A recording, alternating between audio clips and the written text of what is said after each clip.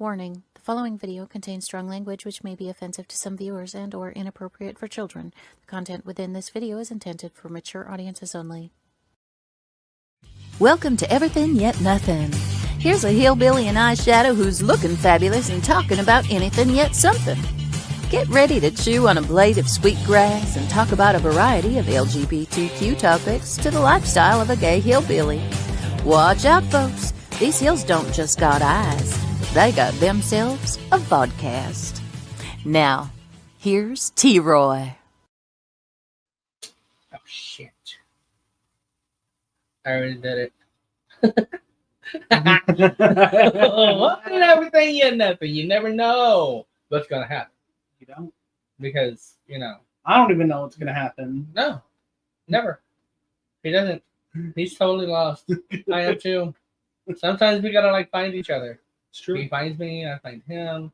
And then, we still. We center each other. It's fine. Yeah. It's positive. He has me and I have him. Yeah. Well, tonight we are back with Mr. Chris Sharpe, aka Sharpie. And we are going to be talking about him and his teen years. If you watched last week and the week before, that was the very beginning of his life story. And this is the middle. So we are going to find out exactly how his teen years were and how he got into music and how he has pretty much found himself and all this really good stuff about it. Because he is so totally awesome that people should know him. And you got to listen to his music because his music is freaking awesome as shit. Yes. If you listen to it once, you're going to listen to it again. Yep. Because it's like a repeater. And so, weather here has been kind of hectic. We actually, it was crazy. We went on vacation. Me and my husband and boyfriend, and we went to Las Vegas. And whenever we got up there, on the way up there, in Nevada, I think, I don't know, Arizona. When it started snowing, was Arizona. Yes, we had a freaking blizzard. I mean, a blizzard, and we were in the rent-a-car, which is a front-wheel drive, not even 4x4. Yeah, thank you very much. And it was 10 inches outside, I swear. It was and it was coming down, you couldn't even see the roads. So we got stranded on the highway. And, me, I don't like to wait for anything. I get impatient. And people started going around me on the side of the highway. And kind of a little in the ditch, a little on the side of the road. And I was like, okay, sure, why not? So I'm in this little 4-door, I don't know what it was, but it was little front wheel drive. I was zooming around these big diesel trucks, following these big trucks. I mean, big trucks, Bigfoot trucks. And I'm in this little car, Bigfoot truck, and I totally was driving this car through the woods, could not see the roads whatsoever. Everything was white. The trees were white, the bushes were white, the ground was white. There was no sand, there was no dryness, there was no desert. Through the woods to Grandma's house you went. And yeah, totally. Through the woods to Las Vegas we went. You missed the opportunity to sing Viva Las Vegas. I was really sad about it. I was literally watching all of the videos that he posted because I was waiting for that moment, and he just missed it. He missed the moment. Yeah, I did miss the moment, but it was fun. It was a blast. Would you take over for a second? Yeah. Yeah, so lots of crazy things. The weather here has been actually phenomenal. It's been really nice. I think today it was up to like 79, maybe even 80. Loving it. Going into spring break, it'll be not too hot next week, so that'll be great. Yeah, no, it's been super beautiful. Work is crazy. Everything's hectic right now. 'Tis the time of the year. We had a record number of 194 today, which is insane.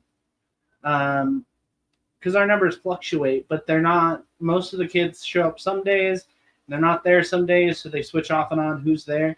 But it seemed like everybody was there today, so it's been super crazy. As far as my life goes, it just it seems to be getting better, so that's always a plus. Again, just as busy as work is, everything is insane. Just can't even stress the insanity of that enough. Like, it's just been crazy. Hi, Teresa. Hi, Ruthie. Kayla says hi to you, T. Roy. I'm back. Oh, and Ruthie loves your makeup. Thank you, Ruthie. I love Thank that you it very matches much. your shirt so well. So we are back, and I don't know about you, but I'm ready to pull this much out. Yes, Sharpie. Sharpie is right here. What's up? There he is. What's going on, guys? Did you do not some much. work on your studio in the last week or so? Because it looks different. Oh, yes. So I would spin you around here. But I don't know if you'd be able to see it, but I got this door frame almost done over here. I went and bought 22 by 4s today. I got glass to be able to look into the room yesterday. Bob Courtney, you guys know who Bob Courtney is? Sounds familiar, yeah. So he was the original Dolly Skeeter. Okay. Yeah, Dolly yeah. Stampede. Yep. So he hooked me up with some free glass. He also let me borrow his drywall lift so I could finish the ceiling on the other side of my building during the off season. So I went and got that done. I got all the wood to be able to finish because I'm building 2 walls. I have 2 more walls to build to finish that tracking room. You can't see it, but it's right here. So I have all the wood to do it. I still have to build another frame, and I have to drill it in concrete screws into the ground. But I've almost got one room done. I'm like on the precipice. It's a big word for me, but I'm getting close to having that done. So I've been working on that and then recording people, and then the Showboat started. So it's been a crazy. It's like I was thinking today, I don't think I've had a day off in over 3 weeks. Wow, Like it's crazy. been every day. So Crazy. yeah. So Sunday, it will be my first day off because I don't have anything going on Sunday. I mean, that I know of. You'll find something to do. I know.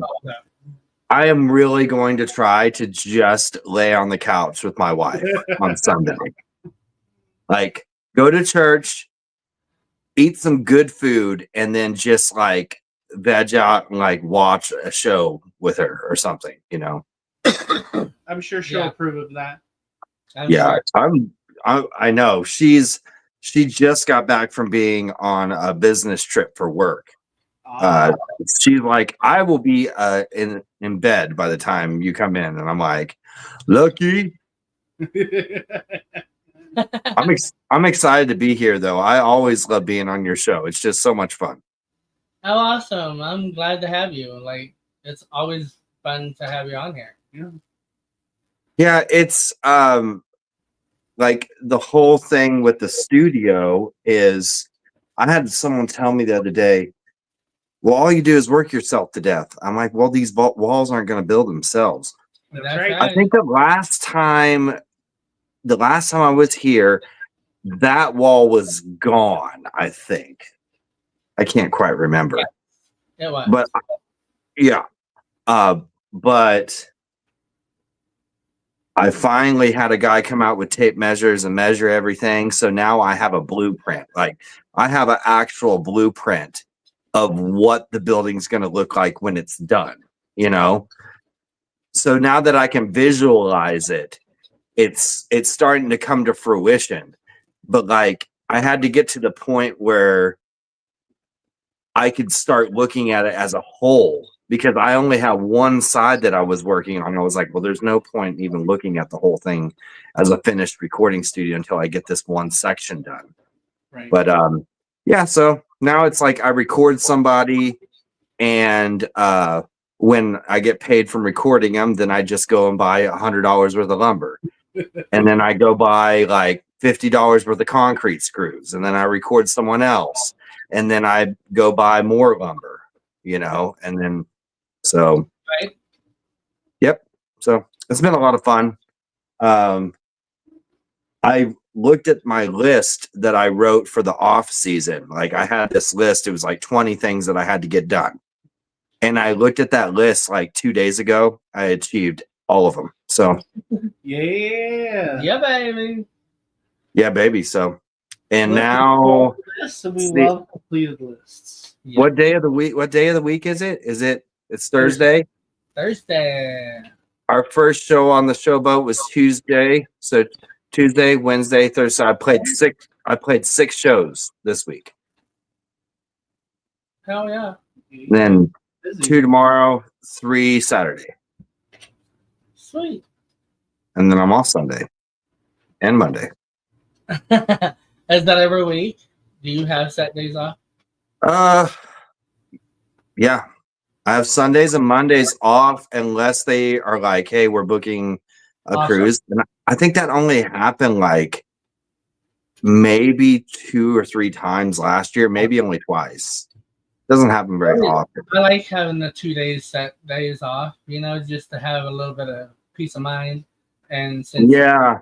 you and Monday is usually my recording day. So normally I spend Monday recording for someone else. Like I usually book studio time for someone and I record them is usually what I do on Mondays. But I should definitely take a couple Mondays off. But with that being said, I have a couple people that need to record. So, you know, yeah. you got to strike while the iron is hot. Yeah. Yes, yeah, absolutely. So when was the first time you picked up a guitar? I picked up the guitar. I remember, and this is all I owe a lot of, you know, my abilities and my love for the instrument for my dad. My dad never, and you know, bless him, he never pushed me. He never said you have to play. You know, he had a guitar in the corner and it was an old Yamaha and he still has it. He talked about selling it one time last year. And I said, Dad, don't sell that guitar. That was like the guitar that I learned how to play on, you know? And I remember I was probably around 10. I said, hey, Dad, what's that thing that you play on? And, you know, you don't play that one, but it's in the corner. It's over there. And he said, that's a guitar. If you ever want to play it, all you have to do is ask and I'll put it on your lap and I'll show you a couple things. And he never pushed me. He never pushed me. He never told me that I had to do it. And I remember learning I remember starting with my thumb, you know, and I was, you know, I remember my dad's like, that's not how you play guitar. I'm like, but that's how I want to do it. I remember that. Really funny, like when I look back on it. But as time went by, I started getting really into it. I didn't have a lot of entertainment as a kid. My parents didn't let me play a lot. I mean, I had a PlayStation, I think, and I had an N64, but we were limited hours. My parents are very strict. So I didn't have a lot to do. I couldn't be outside for very long amounts of time. My parents were really strict. So I remember gravitating towards the guitar because it was something to do. And I don't know. I think that maybe like with my personality type of like, it's hard for me to focus on things. Like I had no problem focusing on playing an instrument because like it's different. It's not like reading a book. Like when I'm reading a book, I'll be reading it and then I'll be like, I just read 150 words and I only remember 10 of them, you know? But with a guitar, I can sit there and play the same thing and I can focus. So I don't know. I think that I just caught the bug. I call it you caught the bug. You know, I caught the bug with the guitar, you know. How many instruments can you play? I don't even know. I mean, I play I play a little banjo, I play mandolin, I play harmonica, I play piano, I play guitar. I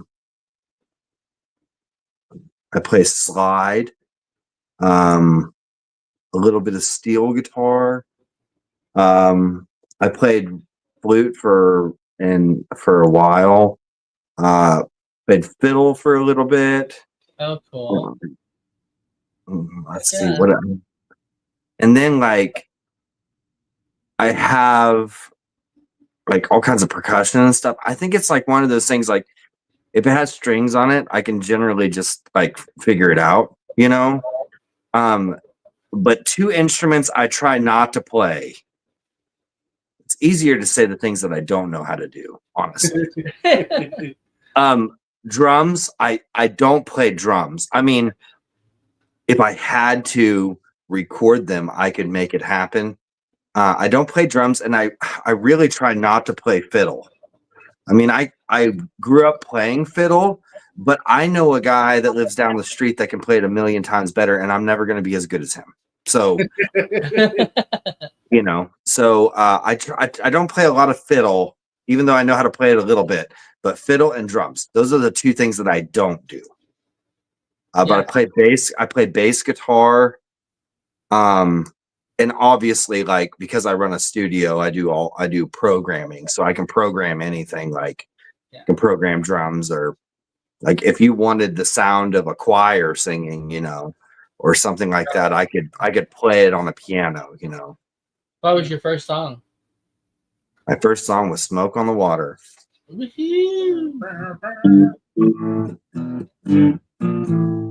Right. Awesome. My dad said it was an easy song to learn.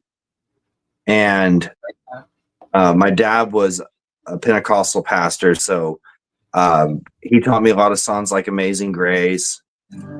Amazing Grace, how sweet the sound, saved a wretch like me. You know, that kind of stuff. Bluegrass, ditties, that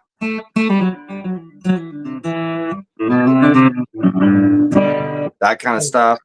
Yeah. Or like Mine too.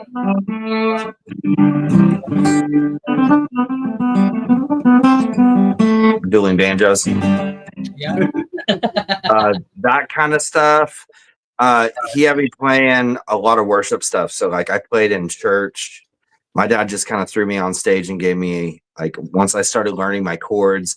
So like, you know, I learned G, C, and D first, and then I learned E, and then I learned A, and then I learned A minor, and then F, and then F minor, and then B and B minor. And once I had all of those chords to where I could just like switch them without thinking about it, then he threw me on stage and then just basically said sink or swim. So like, I think that's why I don't have any kind of stage fright, is because my dad had me on stage at a very, very, very young age. I was probably singing on stage around maybe 8 in church, and probably playing guitar on stage maybe like 12 or 13.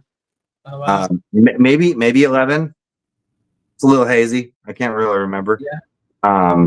But that's a whole nother thing, is like learning how to play on stage in real time with people is it's an art that you a lot of people don't have it, unless you play in church. A lot of times the best players I play with, they grew up playing in church. Mm-hmm. I think that's almost a rite of passage for a pastor's kid, is because really when you're a pastor's kid, you have the mindset of, okay, like I'm just going to fill whatever void needs filled at this time. Like, so everybody that I know that's a pastor's kid knows how to play instruments for no other reason than their dad was like, nope, get up there. We don't have a bass player today or a drummer. Yeah. So my dad played acoustic guitar and he played bass. I rarely played bass, but if he needed me to, I would play bass. Yeah. My mom is a piano player, so my dad plays guitar and bass, and I mean nowadays he plays like mandolin, he plays banjo, he plays ukulele. So my dad plays a lot of stuff nowadays. Wow. My mom played piano. And then my brother was our drummer. So my brother was the drummer. My mom played piano. My dad played guitar. And then I played lead guitar. So my dad always told me to make my guitar sound like a lady was singing, Well, so that's like, we had a family band. I mean, and we played all of the time. Like rehearsals were us hanging out in the living room, So I think we were probably practiced more than your average band, because it was like, I practically lived at the church as a kid. Yeah. So that pretty much took your teenage year life. My teenage years were once I felt comfortable with the song that my dad added this week, because he would add a song and like that kind of stuff. Once I felt comfortable with that, then I had a couple friends. I started playing guitar solidly like in Florida. My dad was pastoring a church in Defuniak Springs, Florida. And I had some friends who were into bands like Thin Lizzy, The Boys Are Back in Town, that kind of stuff. And Stairway to Heaven, Led Zeppelin. It's been a long time since I rock and roll, that kind of stuff.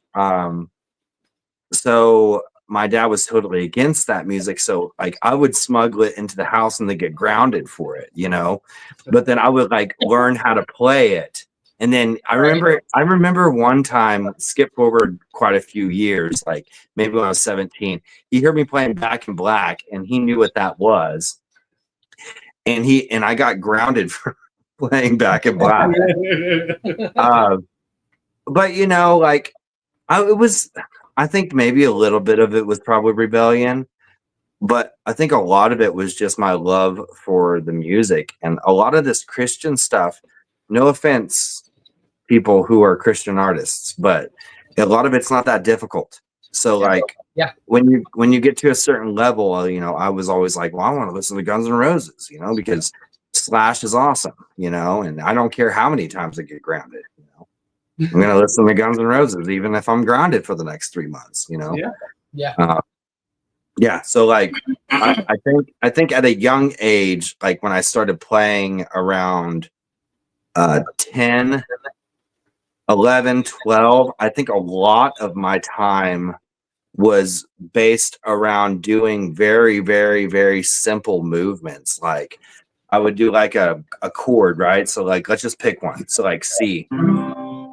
And I would force myself to play one note and then go to the next one and then go back to the first note and then the next one and then the first one and then the next one.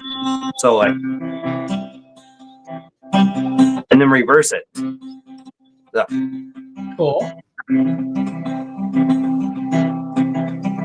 So a lot of those years were grind, a lot of it was just kind of like trying to learn like how to pick and like learn how to play this stuff, because until you can learn how to play the, pick and all that stuff, it's like you have a hard time playing songs, Right.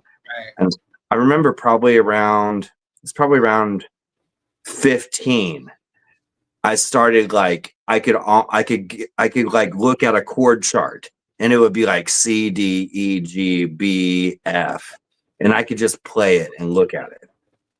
So around 15, and then that's when I got into lead guitar a lot. So I started playing solos, like Led Zeppelin solos and like Guns N' Roses solos, and AC/DC, Yeah. and that kind of stuff. This Now, is was it kind of just like, church where you played music, or did you do it in school, or? yeah. So in fourth grade, my dad pastored a church, and it was a small town called Leota, Kansas, and it was like a gas station, 2 churches, a library, and I don't know, like that's all I remember. A Dollar General. I think that's all I really remember. And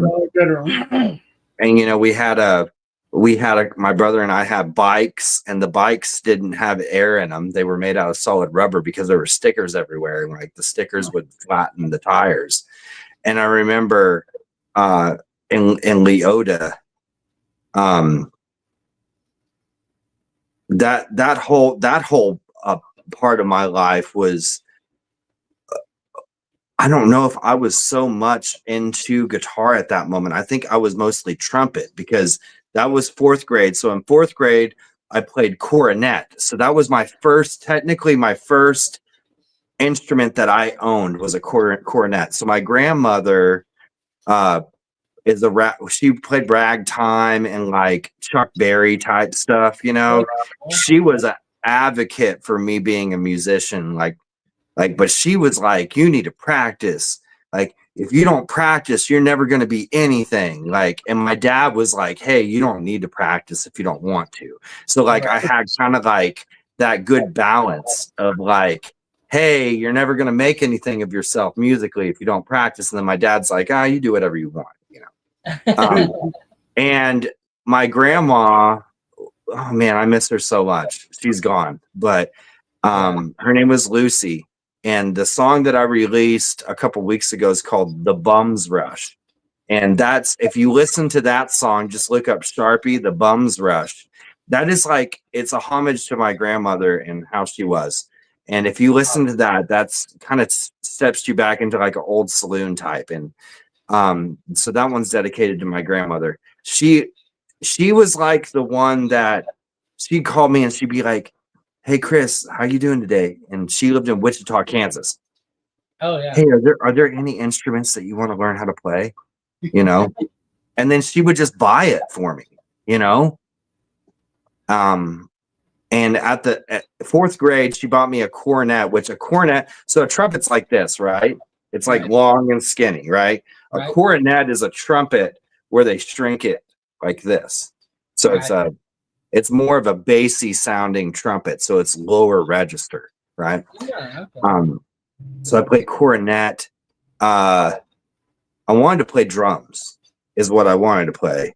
But the band instructor said the mouthpiece worked better for me than most of the other kids. So for some reason, they told me that I needed to play trumpet. So I played trumpet. Then we moved from Kansas to Lamar, Missouri. And then we moved to Florida. And Florida is when I started playing guitar. Cool.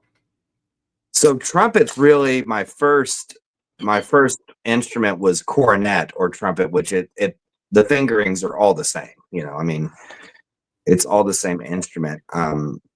But I started learning how to read notation and read, band music in fourth grade. In Kansas, they start a year earlier. I think most of the time band starts in fifth grade, but in Kansas, they started in fourth grade. So I got an extra year head start. Nice.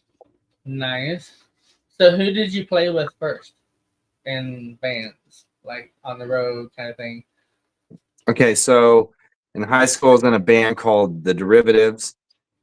And the reason that we named the band that was because it was a mathematical term, and it was a way for us to be able to play for the basketball games. So I played like, the Star Spangled Banner, like kind of like Jimi Hendrix kind of thing. Like, that's when I lived in Monett, because I'm from Monett. So, wow, now, now, now, now, now. And the school let us play at the basketball games because our band name was the Derivatives.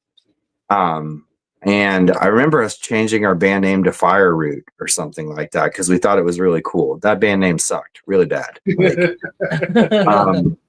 but at the time, we just thought it was really cool, And all of the guys in the band, they all read music. So like my drummer read music, so they would draw the music out and they would write it out. Like it was like real, like we would rehearse it like we're in band, right? Right. And I remember when I graduated, it would have been my junior year, the band dismembered because some guys went to college and all of that. And I was just like playing trumpet. I remember quitting trumpet. It's a long story. My band director was a jerk. He said I was going to play guitar in jazz band in my senior year. It didn't happen. So I ended up quitting band, selling my trumpet, and getting my first Gibson Les Paul. So I went from like a $300 guitar to a $3,300 guitar overnight. And then I went and bought a $4,000 guitar amplifier. And then it was kind of game on at that point. But, then I saved up a bunch of money and I moved to Portland, Oregon, and was like, well, I'm going to chase the dream, like wherever the road's going to take me kind of thing. And then I started hanging out with all these heavy metal bands, but see, I was raised in like bluegrass and like blues and soul and R&B pop, right? So I would go and jam with these metal bands and they would be like, you sound like B.B. King. And I would be like, yeah, but I can play the heavy stuff. And then they would just kind of be like, yeah, but I'm like, listen to Slash, listen to Guns N' Roses. Like, this is kind of what I do. And then they're like, oh, so you kind of do the Slash thing, So then they were like, well, hey, how about you play like Slash guitar solos over our heavy metal stuff? So that's kind of like where I went. I went towards like the really heavy metal stuff, but then I put like a blues spin on the heavy metal stuff. So that's where Wizeblood was born. And if you look up Wizeblood, it's Wizeblood. If you look that up on Spotify or YouTube Music or Pandora, you can listen to that record. That record we did was over 20 years ago, something like that. So that was my first band. Now I was in the Derivatives in high school, but I mean, it was like it was a band, but like we didn't write songs. So Wizeblood was really my first band, like a real band. We went in the recording studio. Tyler Loney was the singer. He paid for the record with his own money. So that was my first band. Oh wow! And yeah, that's cool. That band, that's a long story, but our guitar player John Johnson, he was heavy into drugs and stuff, and I remember him. He quit the band because he said, "I'm not into heavy metal." He was jazz, like he was like into jazz, Right. And so the band just kind of like got lost. Like we couldn't find another John. So like we just kept looking, and then my grandma got sick, so I moved back to Missouri. And when I moved back to Missouri, I started another band called Monett. And then we got a producer, a Grammy award-winning producer. We started recording with him. So that was my second band, was Monett. So my first two bands were only original music. Like we didn't do one cover. There were no covers, 0 covers. Yeah, so I spent a lot of my younger years only like after I went out of the church, like with my dad and everything, I went to only original music. So I did original music for a very, very, very long time. That's awesome. Mm-hmm. Hell yeah. So when Monett broke up, that's when I got into audio engineering, and I went and worked for my producer, and I learned how to record people. So I was like, well, hey, if I can learn how to record people, then now I can make money instead of just going and playing songs at a bar for beer, right? Right. So how do I make a career out of this? Right. So I shifted gears. I said, okay, well, I'm not going to focus so much on playing the instrument as much as recording the instrument. So I kind of switched that way. And I started, that's how I got on the Yelawolf record. I played on Supersonic Alley Cat. So if you look up Yelawolf Hotel, Supersonic Alley Cat, or if you just look up Yelawolf Supersonic Alley Cat, I'm the guitar player on that song. Oh, And that's how I got on that song. And then I moved from because I was in Nashville recording for my producer at that time. Then I moved back to Monett, and around that time I met Danielle, my wife.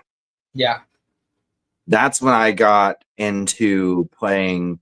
It took her a couple years to convince me, but I got into playing covers. So I got into playing like Bon Jovi bands and like Journey and anything and everything.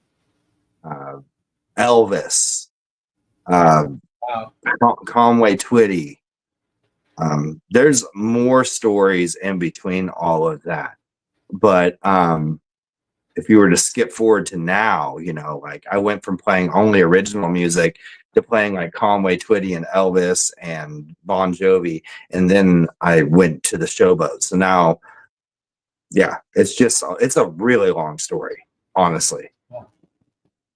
But I owe a lot of that to my wife, you know, because I had these walls up and I said, well, I only write original music, you know, and that's, you know, God brought her into my life so I could realize that I was a stubborn bastard and and I needed to learn that it's not always my way or the highway. That's true. It was humbling, you know. Yeah. But look at me now. Yeah. I mean, I play 11 to 13 shows a week depending on the week. And I haven't bartended in years. Like I haven't worked a job in a factory or in years. Wow. So I mean, I'm about as blessed as I could ever be. It's just crazy looking back on it. You know, Danielle and I look back on it a lot. She's like, remember you used to like bartend and then like come home and be like, I made $600 today, but I don't care about $600. I just want to play guitar. Yeah. Yeah, I remember when you guys first got together, and it was almost like you guys, like it just fit. Like it was like the perfect fit. And if you would have told me way back then that, you know, you would be a happy little family that you are now and playing music and just, you know, living the dream essentially, like I wouldn't have been able to see it. All I knew is that you guys were like magnets that kept. So yeah, like it's crazy how love works because I remember being like a touring musician, you know, and I was broke. I mean, that's where Drink It All Away came from. I used to sell fake moonshine to people to like be able to buy tennis shoes or pay my bar tab. Yeah. And that's a true story. Like I used to mix Everclear and Jolly Rancher mixer packets together and sell it for $25 a jar, you know? Yeah. And it's crazy to look at those times and then look at where I'm at now, because back then it's like, how am I going to make this work? How am I going to make music like my living? Yeah. Right. It has been such a hard road for me.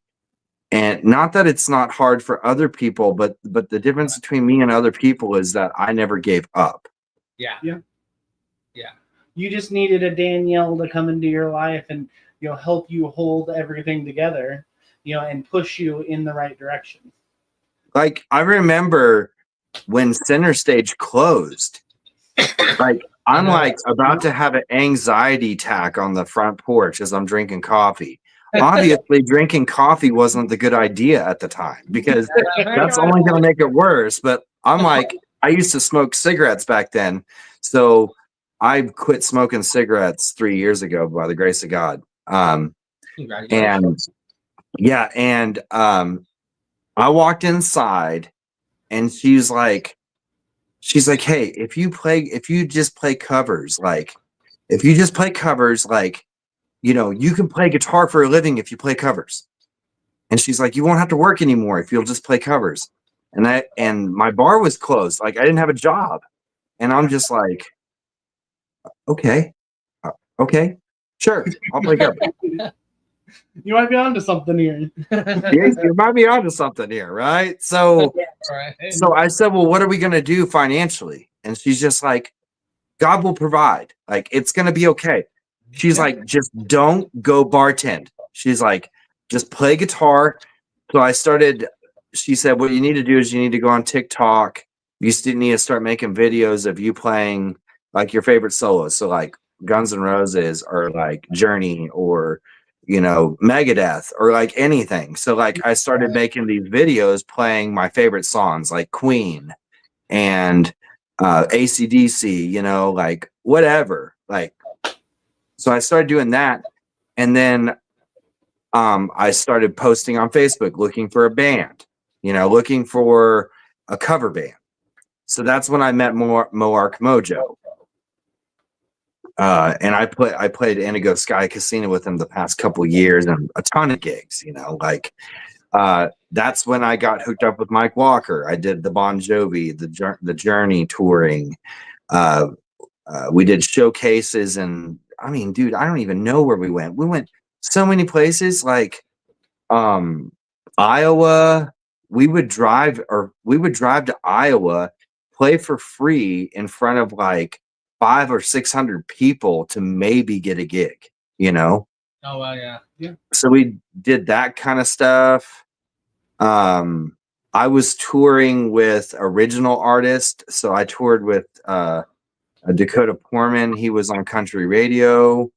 I was doing the Mike Walker stuff with the Conway Twitty. I was doing who else was I in a band with? I was with Moark. I was in 7 acts at the same time. Oh wow! Holy cow! So I was like, I remember calculating it was like 150 songs I had to learn. Like Traveling a lot in those days too, weren't you? Yeah. So I was like learning how to play songs in the hotel room. Oh wow! Yeah, and I remember thinking to myself, "Oh, that's not a big deal. Like this is I can do this." You know, like I'm stressed out, but I can do this. Like my heart rate is really fast because I have this Elvis gig in like 3 days, and I've never played Elvis before, but I'm gonna make it happen. You know? Yeah. And my wife is like, "You're too hard on yourself," you know? And I would just be like, well, I mean, I want to be the best I can. She's like, yeah, but she's like, you're better than the average player. Like, you just don't have faith in yourself. I'm like, but she's like, but you're humble, so that's good, you know? Yeah. It's crazy. It's absolutely crazy. If you were to take the last 3 years and turn it into a movie, it's crazy. Right. Yeah. It's crazy. Like the amount of stuff that I've done. If you were to go 15 years, it's insane. Yeah. The trials, the tribulations, the disappointments, the letdowns, the ups, the highs, the lows, you know. Yeah. But we gotta play a commercial. So let's play that commercial and we'll get back to our last and final words for this episode. I want you to throw everything out that you got to pitch yourself, okay? All right, sounds good. All right, right back.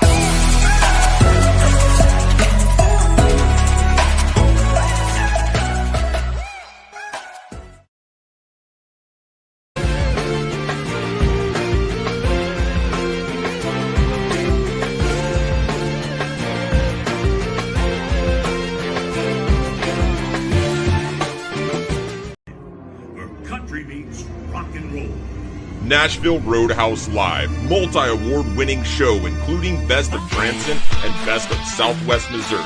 Nashville Roadhouse Live, the most awarded show in a single year in Branson history. The best of Branson. The best dancers, singers, snacks and drinks, and audience.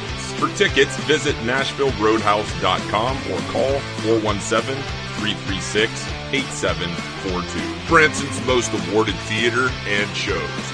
The Pierce Arrow Theater, Nashville Roadhouse Live. Located at 3069 Shepherd of the Hills Expressway, Branson, Missouri. For tickets, visit NashvilleRoadhouse.com or call 417-336-8742.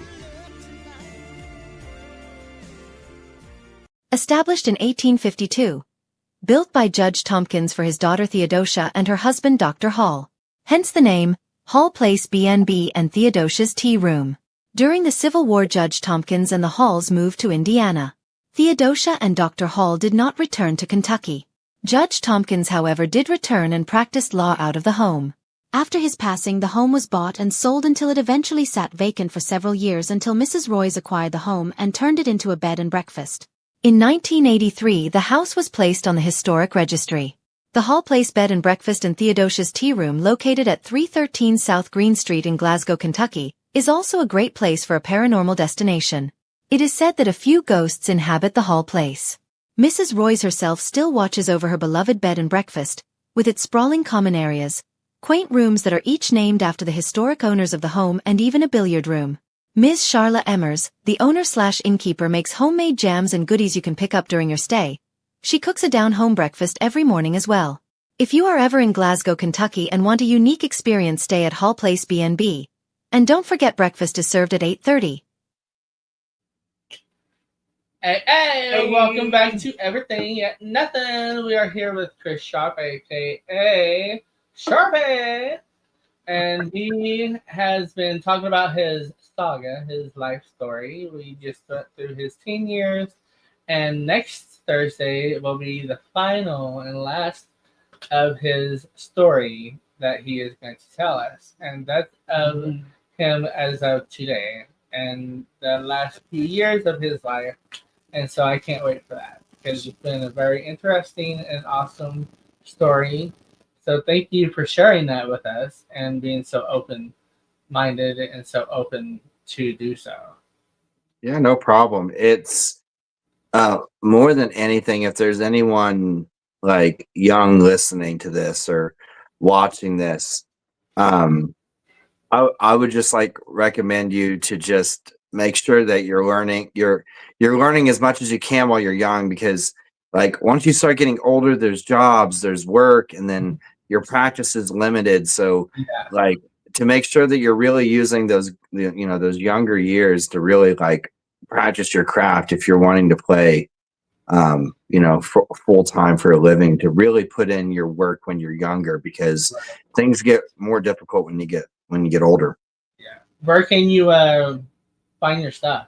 How can we So I'm under Sharpie, so it's spelled like the marker, Sharpie. People call me Sharpie because my last name is Sharp with an E, so Sharp E. I've been called that since fourth grade. I remember being called that forever. Wow. And even new people who meet me, hey, I'm going to call you Sharpie. So I made it. Join the wagon. Yeah. Exactly. So I joined the bandwagon, and I started Sharpie. So if you look up on Pandora or YouTube or whatever you listen to on, I mean, it's like I'm on 150 streaming platforms. So just look up Sharpie.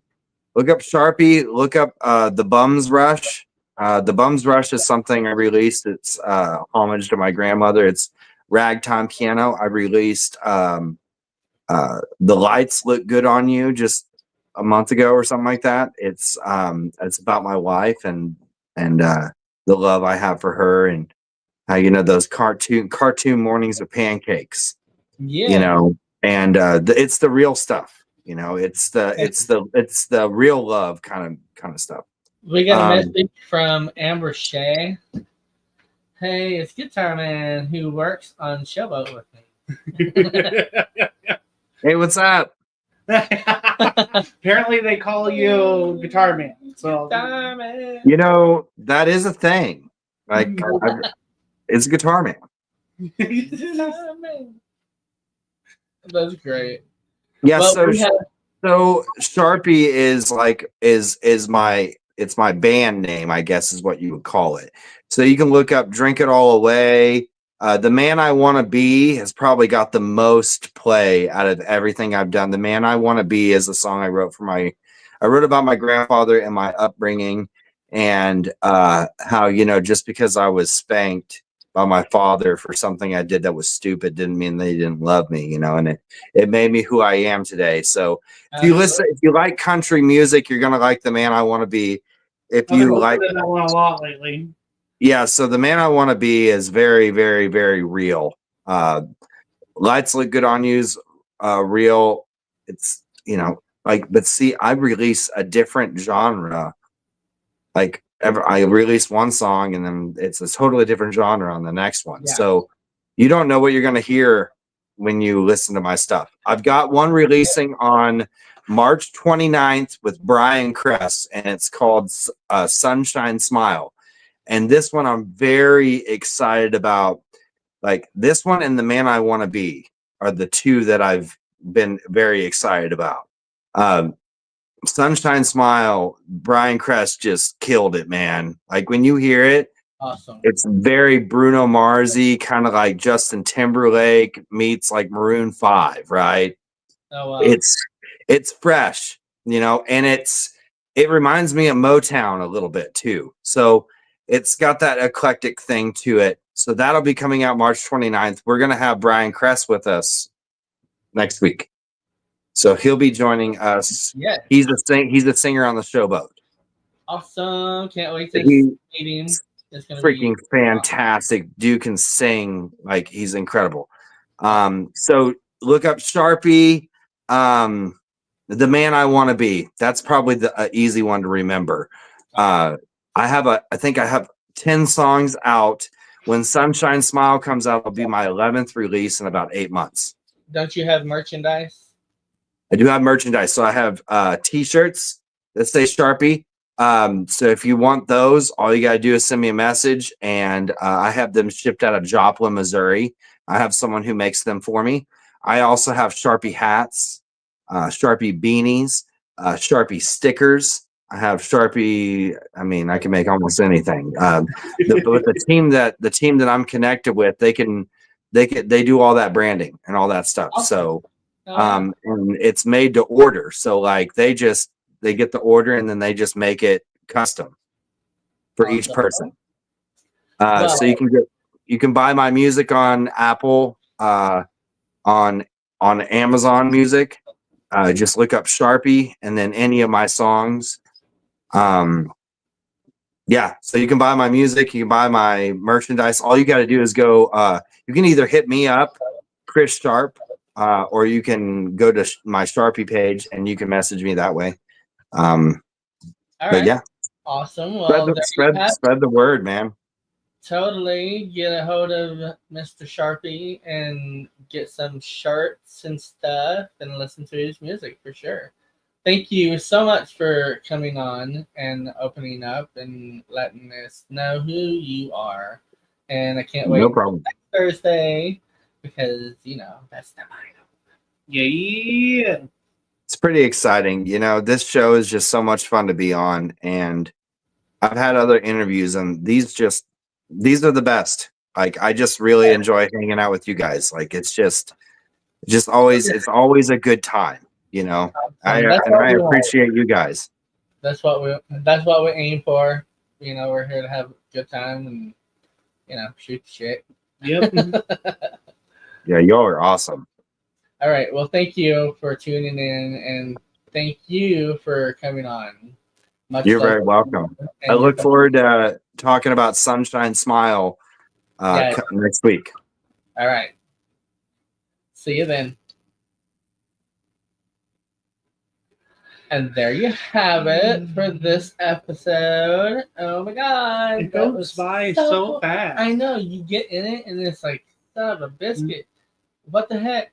You know, you're like, I was even surprised this time when you were like, okay, we got to go on commercial. And then finally, I was like, what? I know. And I wish I could go over an hour, but I tried to cut it at an hour because you can only replay hour-long videos. Right. And so we like to replay his videos. And so that's kind of why I'm trying to get out of here. So thank you all for tuning in and watching this episode of Chris Sharpe, aka Sharpie. Okay. Make sure you look him up. Make sure you listen to his music. Make sure that you buy some product, merchandise. Yeah, that's what I'm merchandise. And yeah, tune in next Thursday for the Saga ending of Chris Sharpe and see where he is today, who he is today, and all about him as of today. And thank you, Mr. JoJo, for coming on and always showing your radiance. Radiantness. Is that a word? Radiance. Radiance. Yeah. Nah, I don't like that. Fabulousness. Fabulousness. Yes, that's what we're looking for. Fabulousness. Absolutely amazingness. All right. Well, let's get out of here and yeah, have a great night. Don't forget, if you're struggling with anything, you can reach out to any of us or text or call the number 988 and they'll help you out. There's lots of people to talk to. Absolutely. Don't ever feel alone. Don't feel alone, and absolutely do not give up on yourself because life is short enough, and you are deserving of living that life just like anybody else. Love yourself. Love who you are inside and out, and don't worry about everybody else. You worry about yourself. They can worry about themselves. Yep. And if you don't like something, turn around and walk away because your opinions don't matter, nor do they count, especially if you're an asshole. So get over yourself, love each other, and peace and love to everybody. Be a rainbow, and I hope that you help somebody else be a rainbow too. And now, it's the outro. Bye. Thank you for joining T. Roy and a special guest here on Everythin Yet Nothin. Tune in next Thursday at 10 p.m. Eastern, 9 p.m. Central for another episode you won't want to miss. Until next time, be a rainbow in someone's life.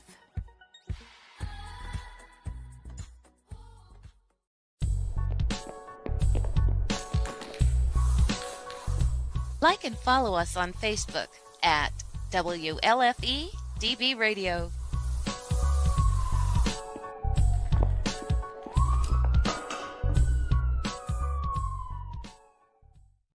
Well, that was that show.